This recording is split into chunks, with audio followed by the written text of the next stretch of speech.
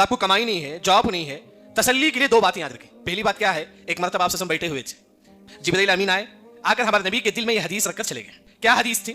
کہ آپ صلی اللہ علیہ وسلم نے کہا کہ ان النفس لن تموت حتى تستكمل رزقها. انسان کی موت اسی وقت آئے گی جب اس کا رزق مکمل ہو جائے. آپ کو جاب نہیں ہے، کمائی نہیں ہے، سمجھو کہ ہمارا رزق جتنا ہے اتنا ملے گا، اس کے بعد ہی ہماری موت آئے گی. یاد رکھیں یہ تسلی کے لیے. لوگ پریشان ہوتے، رزق نہیں ہے، پریشان سے نماز کو بھی نہیں آتے، عبادت سے دور. دوسری دلیل قرآن بڑا عجیب ہے، یاد رکھیں کیسا دلیل دیتا ہے قرآن. اللہ نے کہا کہ فورب السماء والارض انه لحق مثل ما انکم تنطقون.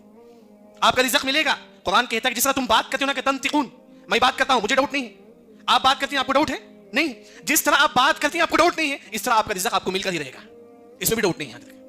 قرآن کہتا ہے، ہم کو یہ بات معلوم ہے، جہاں کہیں بھی ہو موت ہمارے پاس آئے گی، کہیں بھی ہو ہم، پہاڑ کے اوپر ہو، کہیں بھی ہو، موت ہمارے پاس آئے گی. ابو الدرداء رضی اللہ عنہ فرماتی کہ اسی طرح تم جہاں کہیں بھی ہو تمہارا رزق تمہارے پاس پہنچ کر ہی رہے گا.